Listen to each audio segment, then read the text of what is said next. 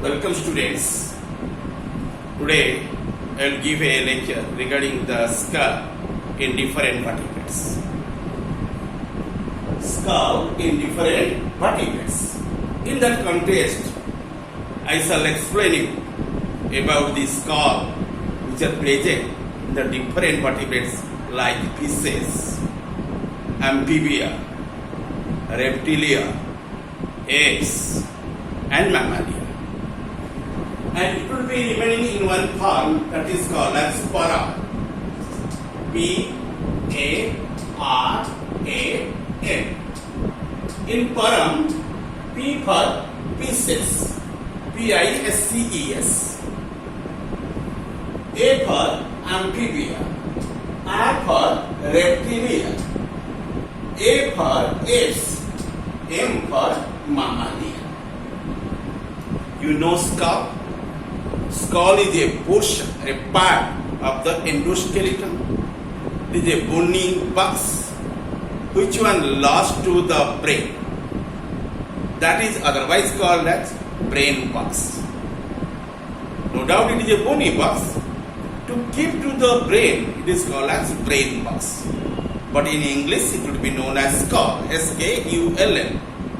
But in zoologically or in medical term, it would be called as cranium. Okay?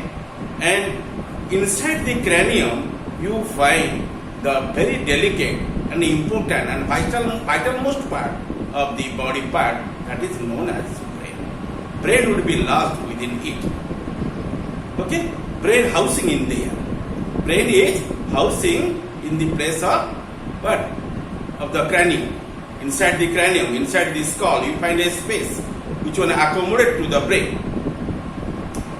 And you discuss the skull in comparative manner in the different vertebrate types of animals. Let us come to know detail about the skull in different vertebrates. A comparative study shows that the basic architectural pattern of the three major components of the skull, which are your neurocranium, dermatocranium, and splanchnoscranium, is essentially the same in all the vertebrates. However, there are many differences in your general forms and detailed structures of the skull, including reduction in the number of bones. Okay, let us know detail about the skull of the different types of vertebrate organisms through the term of the para. P for fishes. Let us today you know about the skull of the different types of the fishes or species. Generally, the fishes would be considered in three heads: Cyclostomata, Condoricethias, and Osteichthyes. Let us go through them. First of all, you know about the Cyclostomata. Cyclostomata is a group of the fish which one remains under the superclass species. Okay, if you reveal the fishes which are remaining under this class Cyclostomata, they are not very advanced in stages. They are very primitive and poorly organized. Okay? They are very poorly organized. They are called as primitive.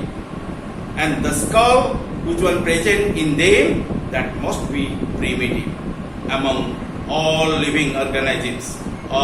You see, the arrangement is not so well timed or well formed. The skull is most primitive among living cyclostomes. It retains the cartilaginous embryonic neurocranium with an imperfect, the fibrous roof without dermal plates or bones.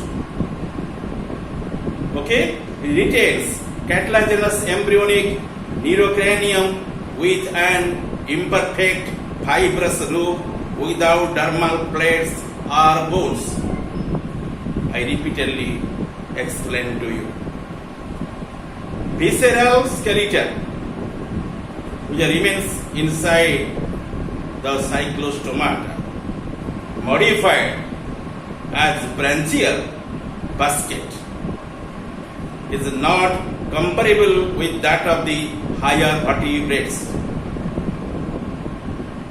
Okay, and these are the what? The expression regarding the skull of cyclostomata. Let us know the development of the skull in case of the Chondroichethys. In elasmobranches, the neurocranium is cartilaginous, no doubt. Brain is completely root. Olfactory and otic capsules are fused with the chondrocranium, but otic capsule remains free. Dermal bones are absent in there, and that type of description is present within the skull of Chondroichethys. After that, if people know about the Osteichethys, you know Osteichethys are better type of organization of the fishes in comparison with the Cyclostomata and Chondroichethys. Chondroichethys is a one class in which you find the different types of your cartilaginous species which are remaining in the sea water. That group also be called as elasmobranch. But Osteichethys generally comprising the teleosteus, and that group generally comprising some fishes which are possessing well-developed skull in their bodies. In Osteichethys, you find one primitive fish also in there, that is called as the ganoids, and that species generally possess the very primitive type of skull in their bodies. Now others are possessing very highly developed skull in comparison with the other two groups of the fishes. In ganoids are a primitive bony fishes such as the gar, Gar, and sturgeon, Steuargeon, okay, and your spoonbill, Spoonbill, spoonbill, Amia, Amia, etc. And earlier your Crossopetaceans, nowadays they are not present. Okay, and the neocranium is flat and completely root, cartilaginous and partially ossified,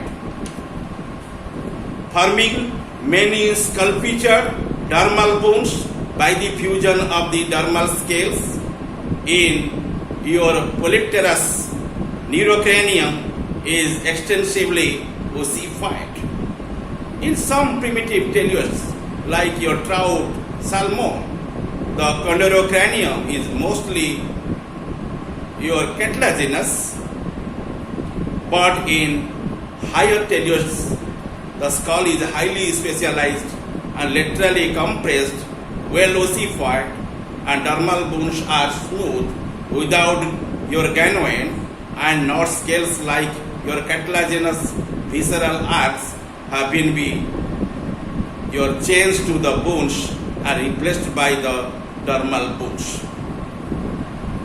Okay, and you mark by your organization of the skull is going to be more developed towards the Osteichethys.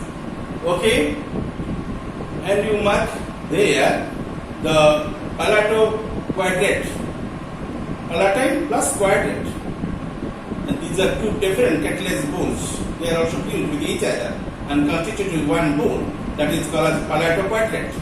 Palatoquadrate cartilage do not meet anterior.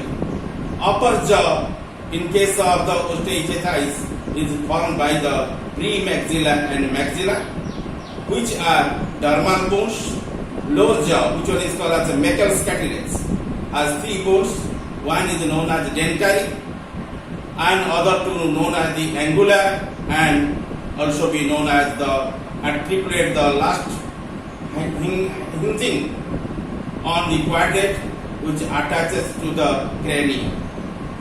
Okay, and they are organized in such a fashion in the Osteichthyes, and these are the description of the skull of the three different group of species under the superclass species. Okay, and next day I shall discuss with you about the skull of the amphibian, reptilian, apes and mammalian vertebrate organisms. Thank you all.